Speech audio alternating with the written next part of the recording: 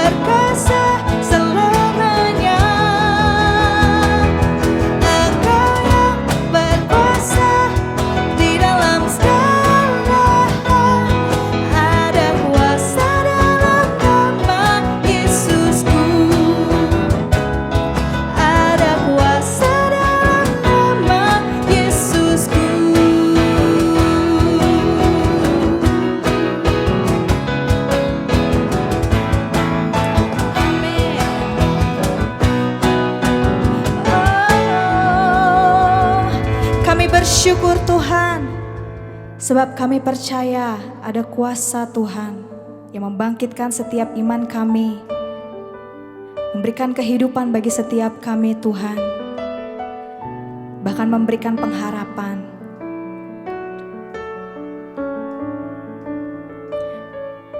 We want to worship you Lord. Kami mau terus menyembah Engkau, menyanyikan setiap pujian, menyatakan ucapan syukur kami di hadapan Engkau Tuhan.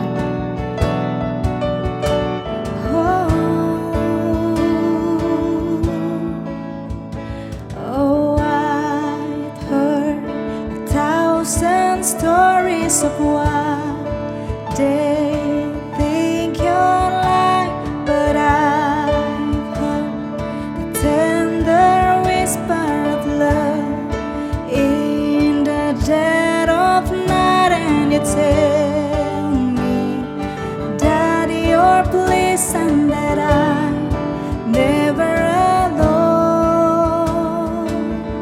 You're a good, good Father. It's who you are. It's who you are. It's who you are, and I'm loved by you. It's who I am. It's who I am. It's who I am. Oh, I've seen many searching for answer far and wide, but I know we're all searching for answers. Only you provide, and you tell me what we need before we say a word. You're a good, good Father. It's who you are. It's who you are. It's who you are, and I'm loved by you. It's who I am. It's who I am. It's who I am. You're a good, good Father. It's who you are. It's who you are. It's who you are, and I'm loved by you. Who I am. It's who I am. It's who I am. You are perfect in all of your ways. You are perfect in all of your ways. You are perfect in all of your ways to us. You are perfect in all of your ways. You are perfect in all of your ways. You are perfect in all of your ways to us. Oh, it's a love so undeniable. I can hardly speak. Peace so unexplainable. I can hardly think as you call me. Deeper still as you call me. Deeper still as you call me. Deeper still into love. Love, love, you're a good, good Father. It's who you are. It's who you are. It's who you are, and I'm loved by you. It's who I am. It's who I am. It's who I am. You're a good, good Father. It's who you are. It's who you are. It's who you are, and I'm loved by you. Who I am. It's who I am. It's who I am. You're a good, good Father. It's who you are. It's who you are. It's who you are, and I'm loved by you. Who I am.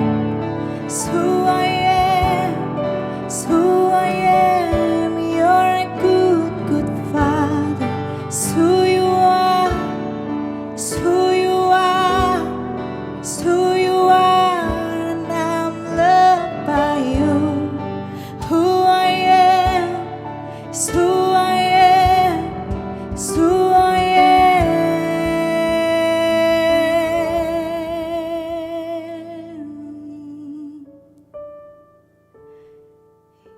You're a good, good Father. You're a good, good Father. Oh,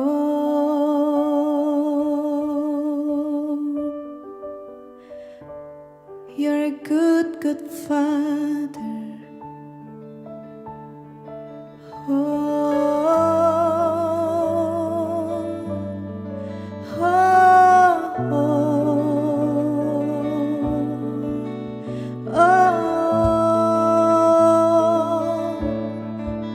We need you, Lord. We need you, Lord. We need you, Lord.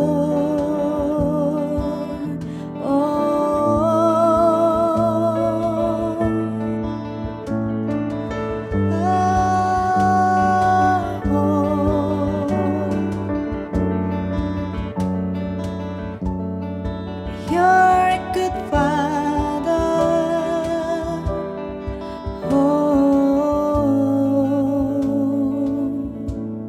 Kami percaya Engkau Allah yang mengasihi setiap kami, Tuhan. Engkau Bapa yang baik, Bapa yang mengasihi setiap hidup kami, Bapa yang mengerti sampai kedalaman hati kami. Kami bersyukur Tuhan, kami punya Allah seperti Engkau. Dan kami percaya hari ini Roh Allah ada bersama-sama dengan kami. Kau Allah yang ada di dalam setiap hati dan kehidupan kami. Terima kasih Tuhan, kami bersyukur di dalam nama Yesus. Puji Tuhan, senang sekali bisa ketemu dengan Anda semua di TC Gathering hari ini. Minggu yang lalu kita sudah sama-sama belajar tentang sebuah kisah atas kesempatan kedua, a story of second chance. Kita belajar bagaimana Tuhan memanggil Musa dan kemudian memakai dengan luar biasa. Sekalipun ia mungkin gagal di kesempatan yang pertama, tapi Tuhan datang untuk menyelesaikan panggilannya sehingga apa yang menjadi rancangan Tuhan untuk Musa boleh mengeluarkan bangsa Israel dari bangsa Mesir terjadi dan digenapi. Nah, kita akan meneruskan bagian kisah ini untuk kita terus belajar bagaimana Tuhan memakai setiap pribadi yang sekalipun mungkin punya keterbatasan atau bahkan situasi yang tidak mendukung, tetapi kalau Tuhan yang menghendaki, maka apa yang menjadi rancangan, apa yang menjadi purpose-nya Tuhan will never fail, nggak akan pernah gagal. Kami berdoa Tuhan, hari ini dimanapun kami mendengar, kami melihat, dan menerima firman Tuhan ini, hati kami terbuka, Roh Kudus yang berbicara, membajak hati kami, sehingga benih firman Tuhan itu jatuh di tanah hati yang subur, sehingga bukan hanya akan bertumbuh, tapi bahkan berbuah sampai 100 kali lipat. Terima kasih Tuhan, Kau yang mengurapi kami semua, dan kami siap untuk menerima kebenaran firman-Mu. Dalam nama Yesus. Dan setiap kita katakan sama-sama, amin. Nah saudara, hari ini kita akan belajar tentunya tentang Yosua. Sebab Yosua adalah pribadi yang menjadi pendamping atau menjadi ajudan orang kepercayaan yang selalu berada bersama dengan Musa. Ketika Musa naik ke gunung untuk berbicara dengan Tuhan, Musa menempatkan Yosua untuk diam di kaki gunung. Yosua adalah pribadi yang sudah melihat hal-hal luar biasa, sama seperti bangsa Israel yang lain ketika Tuhan mengeluarkan mereka dari perbudakan Mesir, bahkan melewati Laut Merah. Nah, kita akan melihat terlebih dahulu bahwa perjalanan Musa itu penuh dengan keajaiban. Ya, mereka memiliki tiang awan, tiang api di depan, di belakang mereka. Kemudian mereka juga melihat bagaimana ketika mereka menyeberangi Laut Merah, Tuhan menyingkapkan air laut sehingga mereka bisa berjalan di tanah yang kering. Minggu lalu kita sudah bahas itu. Dan bagaimana kemudian ketika pasukan Mesir mencoba mengejar, Tuhan mengembalikan air laut itu sehingga musuh mereka, bangsa Mesir, tidak bisa mengejar mereka dan mereka bebas. Dan dari waktu ke waktu, mujizat yang Tuhan kerjakan tidak berhenti sampai di sana. Tuhan mengirimkan makanan buat mereka, Tuhan memberikan air buat mereka, ada mana, makanan yang mereka tidak kenal tapi disediakan Tuhan setiap pagi. Ada air yang bahkan Tuhan keluarkan dari batu. Dan semua ini terus Tuhan kerjakan mendampingi bangsa Israel memasuki tanah perjanjian. Dan akhirnya sampai di satu titik kita akan baca di kitab Bilangan pasal yang ke-13 ayat 1 sampai dengan yang kedua, kita akan menemukan bahwa mereka tepat ada di muka atau di pintu masuk atau mereka akan segera memasuki tanah Kanaan, yaitu tanah perjanjian yang sudah dijanjikan kepada mereka. Nah, Bilangan 13 ayat 1 sampai 2 menuliskan begini. Tuhan berfirman kepada Musa, suruhlah beberapa orang mengintai tanah Kanaan yang akan kuberikan kepada orang Israel. Dari setiap suku nenek moyang mereka, haruslah kau suruh seorang semuanya pemimpin-pemimpin di antara mereka. Nah, saudara, ada 12 suku Israel dan Tuhan meminta Musa supaya memilih satu orang pemimpin dari setiap suku ini untuk mereka dikatakan mengintai tanah Kanaan yang akan kuberikan kepada orang Israel. Dalam terjemahan Inggrisnya dituliskan kata which I am, kata Tuhan, giving to the Israelites. Yang aku berikan, aku sedang berikan. I am giving itu present tense, which is artinya ini terjadi. Ini sesuatu yang Tuhan sudah berikan. Jadi ini bukan soal which something yang Tuhan masih pikirkan atau sesuatu yang masih belum pasti. Tapi Tuhan sudah jelas menuliskan bahwa ini adalah tanah perjanjian yang aku akan berikan kepadamu. I am giving to the Israelites. Lebih tepatnya aku sedang berikan kepadamu. Nah, Musa memilih 12 pemimpin dan kemudian mengirim 12 pengintai ini untuk melihat seperti apa. Nah, kita tahu bahwa 12 pengintai ini tentunya datang untuk melihat dan melaporkan. Nah, ketika mereka datang dan melaporkan ini di hadapan Musa dan bangsa Israel, mereka semua memberikan laporan yang sama awalnya, yaitu benar bahwa itu adalah tanah yang luar biasa subur, penuh dengan susu dan madu. Tetapi kemudian 10 dari 12 pengintai yang adalah pemimpin, ini bukan orang biasa, tapi pemimpin dari suku Israel itu, Saudara ketemukan di dalam Bilangan 13 ayat 31 sampai 33, dikatakan begini. Tetapi orang-orang yang pergi ke sana bersama-sama dengan dia berkata, kita tidak dapat maju menyerang bangsa itu karena mereka lebih kuat daripada kita. Juga mereka menyampaikan kepada orang Israel kabar busuk. Alkitab menuliskan dengan sangat clear. Kabar busuk, kabar yang tidak baik, kabar yang tidak benar bahkan. Tentang negeri yang diintai mereka. Dengan berkata, negeri yang telah kami lalui untuk diintai adalah suatu negeri yang memakan penduduknya. Mengerikan sekali. Dan semua orang yang kami lihat di sana adalah orang-orang yang tinggi-tinggi perawakannya. Juga kami lihat di sana orang-orang raksasa, orang enak yang berasal dari orang-orang raksasa. Dan kami lihat diri kami seperti belalang. Dan demikian juga mereka terhadap kami. Mereka adalah orang-orang yang sama. Dan ini kita bicara soal pemimpin suku-suku Israel. Orang-orang yang sama yang melihat bagaimana Tuhan dengan penuh keperkasaan memberikan 10 tulah sehingga orang Mesir menjadi takut. Firaun takut, lalu mereka meninggalkan Mesir keluar dari perbudakan. Bahkan mereka melewati Laut Merah, melihat semua mujizat yang luar biasa itu. Tapi tetap saja setelah mereka melihat tanah yang penuh dengan susu dan madu itu, kemudian mereka kehilangan fokus mereka dan melihat kepada perbandingan. Apa yang membuat mereka kemudian kehilangan iman, ketakutan, dan bahkan kehilangan kepercayaan mereka kepada Tuhan. Nah, ini adalah hal pertama yang saya ingin berikan dalam sharing saya hari ini. Ini yang saya sebut dengan losing before fighting. Kalah bahkan sebelum bertanding atau berperang. Dan ini yang kemudian membuat mereka akhirnya menerima konsekuensi, yaitu apa? Stuck in wilderness. Nah, kita akan lihat. Ketika 12 orang ini pergi, Tuhan berkata ini tanah yang kuberikan. Tetapi 10 orang tidak percaya. Kenapa saya bilang tidak percaya? Sebab mereka fokus kepada musuh yang ada di sana. Saudara bayangkan kalau kita misalkan, saya misalkan memiliki sebuah rumah di tempat yang baru, lalu kemudian saya meminta anak-anak saya, katakanlah mereka sudah dewasa, lalu kemudian mereka pergi duluan ke sana, mereka datang melihat. Nah, ketika mereka datang ke sana, mereka melihat ternyata ada orang-orang yang menempati rumah tersebut. Padahal saya dengan jelas-jelas bilang kepada mereka bahwa ini adalah rumah kita, rumah saya yang saya berikan kepada kalian. Saya punya sertifikat tanahnya, semuanya valid. Lalu kemudian mereka pulang dan nggak percaya, Papa pasti ini nggak mungkin. Di situ ada banyak orang. Bukankah terdengar lucu?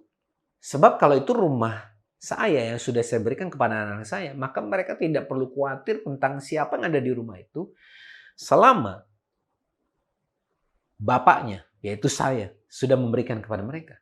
Nah, demikian halnya dengan orang-orang Israel pada saat itu. Bahkan pemimpin suku ini, 10 orang ini, mereka miss out. Mereka tidak bisa melihat apa yang Tuhan sudah janjikan buat mereka. Dan Alkitab mencatat bahwa dari 12 orang tersebut, 10 orang takut, 2 orang lainnya, menurut saya kemungkinan besar 12-12 yang takut. Termasuk 2 orang yang namanya Yosua dan Kaleb.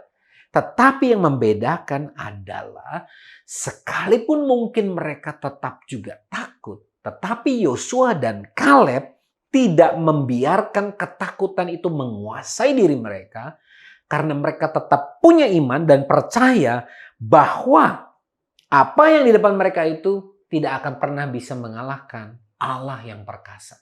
Dengan kata lain, Yosua dan Kaleb mengatasi ketakutan mereka karena mereka tidak mengalihkan fokus mereka kepada Tuhan. Mereka percaya kalau Tuhan yang menjanjikan, maka Tuhan pasti akan menggenapi. Itu sebabnya mungkin 10 yang lain tidak pernah dituliskan siapa namanya. 2 orang ini, atau mungkin tidak dikenal orang. 2 orang ini yaitu Yosua dan Kaleb, kemudian mereka akhirnya harus ikut menderita. Nah, ini yang saya mau sebut bahwa sekalipun kesalahan 10 orang yang tidak percaya, tetapi Tuhan kemudian memberikan sebuah konsekuensi hukuman kepada bangsa Israel.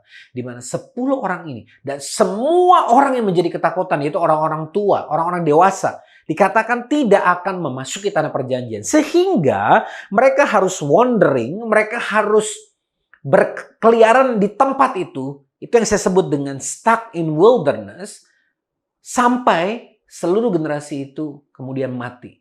Dan barulah setelah 40 tahun lamanya, maka Yosua dan Kaleb bersama dengan orang-orang muda yang pada saat itu masih anak-anak, yang diizinkan untuk memasuki tanah perjanjian. Tuhan mau memulai sesuatu yang baru dengan benar.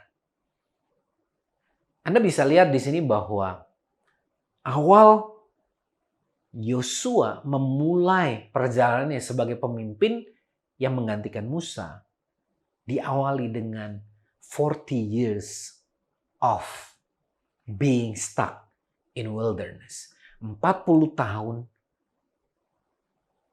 nggak bisa kemana-mana, terperangkap di dalam kondisi yang bahkan bukan karena kesalahan mereka. Yosua dan Kaleb harus turut menanggung konsekuensi sekalipun mereka tidak melakukan kesalahan. Berapa banyak dari kita semua yang hari ini ketika kita melakukan apa yang benar sesuai firman Tuhan, sebagai pengikut Yesus, kita memilih untuk melakukan yang benar, tapi kemudian kita harus menerima aniaya, kita harus menerima perlakuan yang tidak baik, kita harus ikut menanggung konsekuensi sebab perbuatan orang lain. Dan Yosua dan Kaleb mengalami hal yang sama. Mereka mengawali kisahnya dengan sebuah posisi yang tidak menyenangkan. Dan Alkitab mencatat akhirnya kitab Yosua dimulai. Perjalanan Yosua sebagai pemimpin yang baru dari bangsa Israel. Firman Tuhan mencatat Musa akhirnya meninggal dunia, wafat, lalu kemudian Tuhan menunjuk Yosua menjadi pemimpin atas bangsa Israel. Dan akhirnya Tuhan memberikan sebuah perintah, instruksi kepada Yosua untuk membawa orang Israel menyeberangi sungai Yordan dan memasuki tanah perjanjian. Di dalam Yosua pasal yang 1 ayat 7-9 kita akan membaca, hanya kuatkan dan teguhkanlah hatimu dengan sungguh-sungguh. Bertindaklah hati-hati sesuai dengan seluruh hukum yang telah diperintahkan kepadamu oleh hambaku Musa. Jangan menyimpang ke kanan atau ke kiri supaya engkau beruntung kemanapun engkau pergi. Janganlah engkau lupa memperkatakan kitab Taurat ini, tetapi renungkanlah itu siang dan malam, supaya engkau bertindak hati-hati sesuai dengan segala yang tertulis di dalamnya. Sebab dengan demikian perjalananmu akan berhasil dan engkau akan beruntung. Bukankah telah kuperintahkan kepadamu, kuatkan dan teguhkan hatimu. Janganlah kecut dan tawar hati, sebab Tuhan Allahmu menyertai engkau kemanapun engkau pergi. Kita bersyukur sekalipun mereka memulai 40 tahun dalam perangkap dalam tanda kutip, dalam kebuntuan lebih tepatnya. Tetapi Tuhan adalah Tuhan yang juga memberikan awal yang baru. It is another new beginning. Awal yang baru lagi. Seringkali kita merasa bahwa kayaknya nggak mungkin ada lagi jalan. Kayaknya nggak mungkin ada kesempatan. Tapi kita mesti yakin dan percaya kalau kita tetap setia dan memilih untuk tetap setia di dalam Tuhan, Tuhan bisa membuat sebuah awal yang baru lagi. Another new beginning. Dan inilah poin kedua yang saya mau berikan kepada saudara. Jadi kita lihat bahwa Yosua sekarang memiliki sebuah misi. Dia memimpin bangsa Ibrani menuju kepada tanah perjanjian. Dan kemudian kita melihat bahwa janji Tuhan digenapi lewat Yosua. Dia berjanji, ini tanah perjanjian yang kuberikan kepada, I'm giving you. Dan di momen ini, Tuhan menguatkan Yosua. Be strong, be courageous. Jadi kuat, teguh, dan jangan lupa untuk terus mentaati dan mengikuti apa yang jadi perintah Tuhan yang sudah diberikan lewat Musa. Ini adalah poin yang penting bahwa sekalipun ia memulai di dalam kebuntuan, tetapi kemudian Tuhan memberikan sebuah awal yang baru kembali. Nah, ketika Yosua meninggalkan tempat di mana mereka stuck selama 40 tahun dan memasuki tanah perjanjian, kita tahu dan kita akan membaca bahwa ada sebuah mujizat yang luar biasa. Saudara akan lihat di dalam kitab Yosua, seperti seolah-olah Tuhan mau memberikan sebuah pengalaman yang baru menggantikan pengalaman yang lama. Kalau dahulu Musa dan orang-orang Israel pada saat itu harus melewati Laut Merah, dan Tuhan menyibakkan Laut Merah sehingga mereka bisa lewat dan memasuki tanah perjanjian. Hal yang menarik adalah ketika Yosua memimpin bangsa Israel memasuki tanah perjanjian, saudara tahu apa yang dia hadapi? Sungai Yordan. Kembali lagi ada sebuah penghalang yang dituliskan bahwa sungai ini adalah sungai dengan arus yang kuat, aliran airnya. Dikatakan bahwa Tuhan kemudian memerintahkan Yosua untuk menyeberang sungai Yordan ini dan meminta para imam mengangkat tabut perjanjian dan memimpin bangsa Israel untuk melewati. Dan kita akan membaca bahwa tepat ketika langkah kaki pertama ditaruh di sungai Yordan itu, kemudian dikatakan air kemudian bergerak dan tanah menjadi kering sehingga bangsa Israel bisa melewati sungai Yordan yang kering dan memasuki tanah perjanjian. Dan yang menarik adalah saudara akan temukan Tuhan kemudian memerintahkan Yosua supaya setiap orang dari suku yang tadi, itu 12 suku tadi, itu mengambil sebuah batu yang besar dan kemudian membuat sebuah monumen atau tugu peringatan. Nah, menarik sekali karena dalam Yosua 4 ayat 21-24 dikatakan begini. Dan berkatalah ia, Yosua, kepada orang Israel demikian. Apabila di kemudian hari anak-anakmu bertanya kepada ayahnya, apa arti batu-batu ini? Ada 12 batu yang disusun sebagai tugu peringatan. Maka haruslah kamu beritahukan kepada anak-anakmu begini. Israel telah menyeberangi sungai Yordan ini di tanah yang kering. Sampai kamu dapat menyeberang seperti yang telah dilakukan Tuhan Allahmu dengan laut Teberau, yang telah dikeringkannya di depan kita sampai kita dapat menyeberang, supaya semua bangsa di bumi tahu bahwa kuat tangan Tuhan dan supaya mereka selalu takut kepada Tuhan Allahmu. Yosua mengingatkan ada dua hal yang penting lewat tugu peringatan ini, yaitu yang pertama bahwa ayah, kakekmu, orang-orang sebelum kamu melewati sungai Yordan di tanah yang kering sehingga mereka bisa masuk ke tanah perjanjian. Sama seperti generasi sebelumnya sudah melihat Tuhan yang sama membawa mereka keluar dari perbudakan melewati laut Teberau di atas tanah yang kering juga. Dengan kata lain, Yosua mau memberikan sebuah peringatan, sebuah penguatan.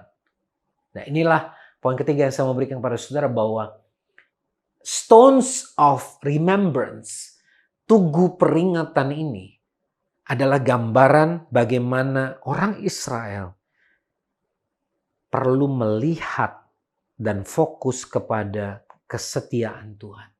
Focus on God's faithfulness. Lewat apa yang Yosua perintahkan ini, yang Tuhan perintahkan kepada Yosua untuk diperintahkan kepada bangsa Israel, Tuhan mau supaya generasi berikutnya tidak pernah lupa bahwa Allah yang dahulu mengerjakan perkara yang luar biasa dari generasi kepada generasi terus mengulang keluar biasa dan kesetiaannya sampai apa yang dia janjikan digenapi. Dengan kata lain, mereka boleh kuatkan nantinya ke depan bahwa Allah yang sama, Tuhan yang perkasa yang sama akan tetap mengerjakan hal-hal luar biasa di dalam kehidupan mereka di masa yang akan datang. Dan kita tahu pada akhirnya mereka memasuki tanah perjanjian.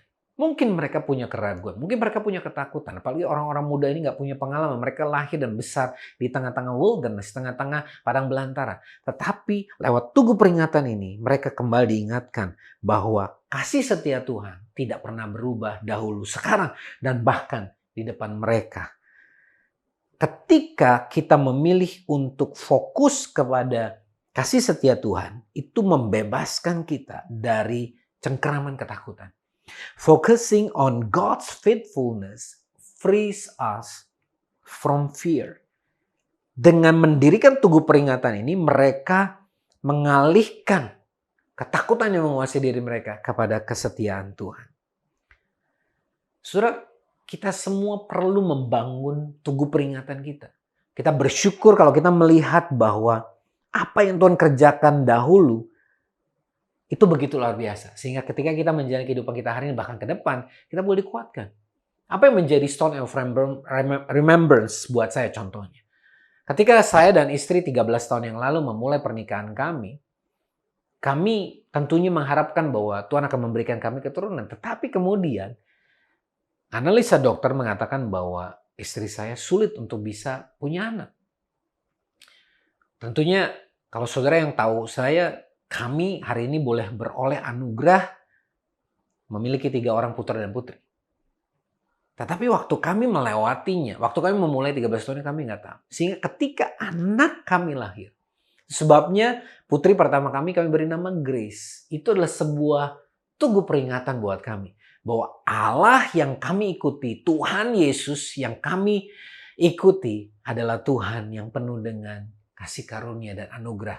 Apa yang kelihatannya nggak mungkin, tapi mungkin bagi Tuhan. Dan inilah salah satu contoh tentang tugu peringatan yang kita bisa miliki. Saya percaya bahwa ada hal-hal yang luar biasa yang Tuhan kerjakan dalam hidup kita sepanjang tahun demi tahun. Bahkan kalau saudara belum pernah mengikuti Tuhan dan saudara mengambil keputusan mengikuti Tuhan, nah hari ini Tuhan akan melakukan perkara-perkara yang luar biasa. Dan engkau akan melihat bahwa dalam perjalanan hidupmu, bahkan ketika engkau belum mengenal Dia, Dia sudah mengasihi engkau. Dan inilah hal-hal yang akan membuat kita yakin.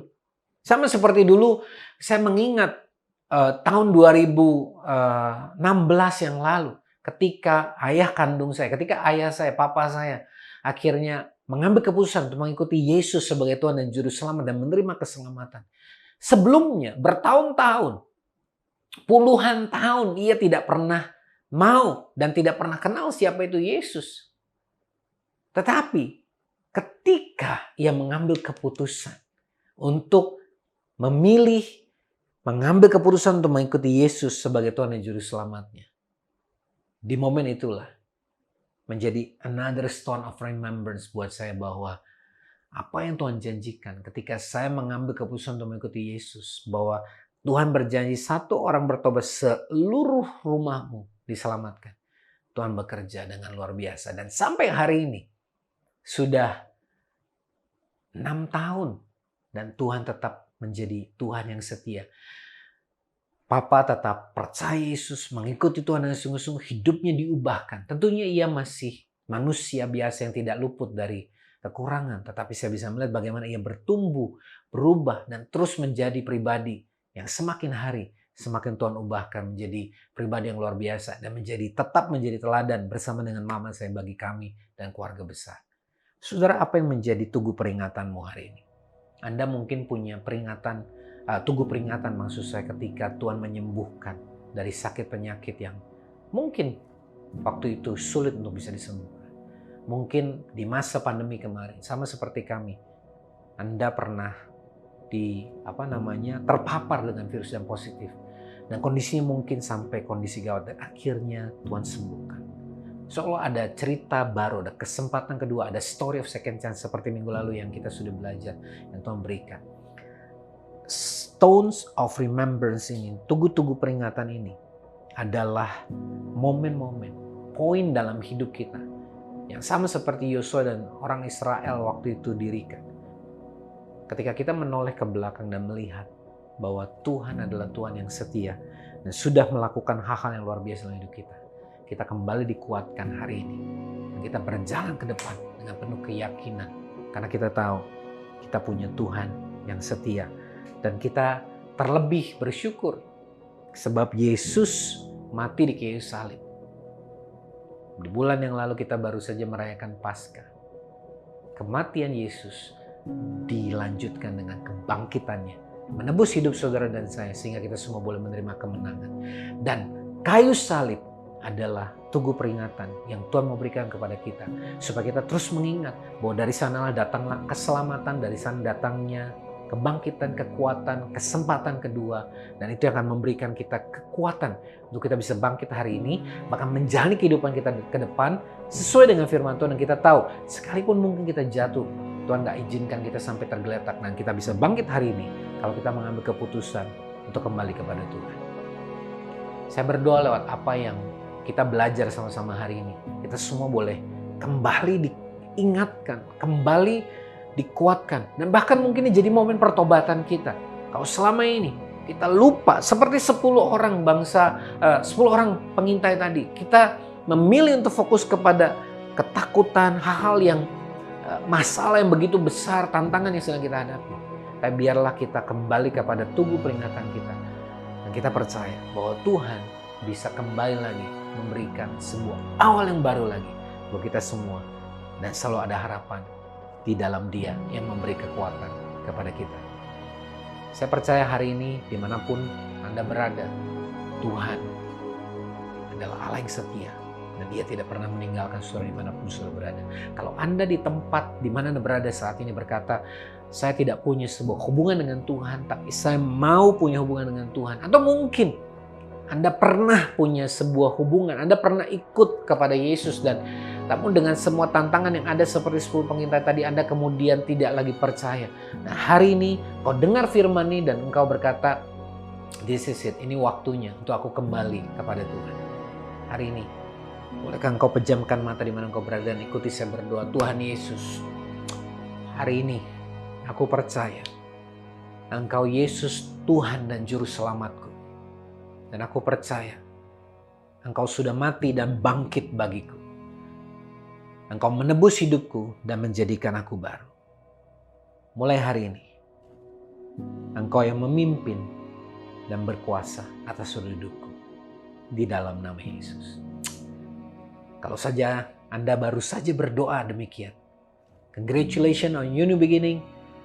Kembali sebuah awal yang baru, another new beginning. Bahkan buat saudara yang pernah, tapi hari ini kembali mengambil komitmen untuk mengikuti Tuhan. Dan saya percaya mulai hari ini, kau akan melihat, bahkan Tuhan akan mengizinkan kau mengalami dan melihat tugu-tugu peringatan yang baru, di mana Tuhan memberikan kesempatan bukan hanya kedua, bahkan ketiga, keempat, dan seterusnya.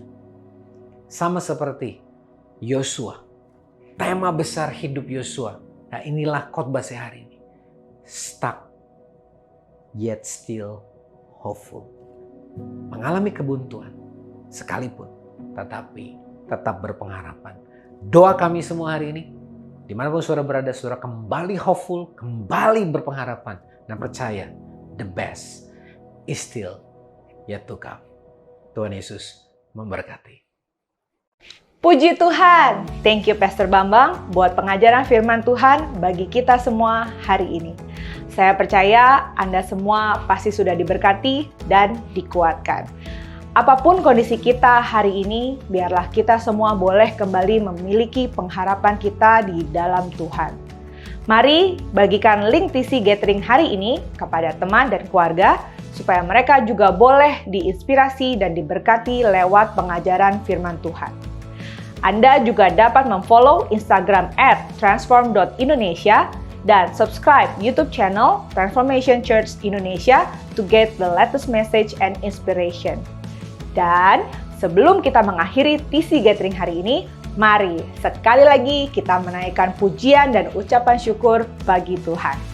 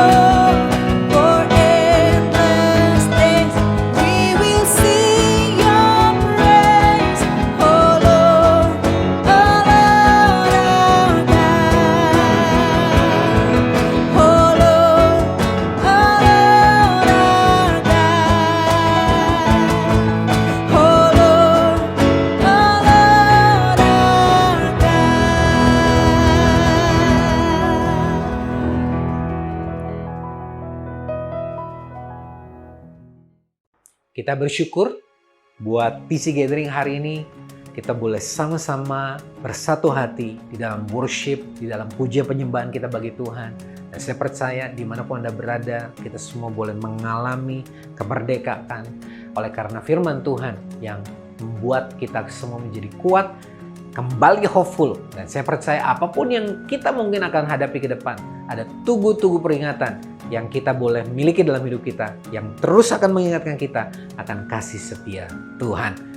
Mari arahkan hatimu kepada Tuhan, terimalah berkat yang terbaik dari Bapa Surgawi yang sudah mengutus satu-satunya putranya tunggal, yaitu Yesus Kristus yang mengasihi saudara dan saya, bukan hanya hari ini, tapi sampai seterusnya ketika Ia mengutus Roh Kudus untuk menyertai, menguatkan, mengingatkan kita untuk kita boleh setia dalam perjalanan transformasi kita. Semakin hari, semakin diubahkan, semakin serupa dengan Kristus. Dan biar kita semua menerima berkat dan pengutusan ini dalam satu nama, yaitu dalam nama Tuhan Yesus kita yang hidup. Dan di dalam nama Yesus, setiap kita yang percaya, kita sama-sama katakan, Amin. God bless you and have a blessed Sunday.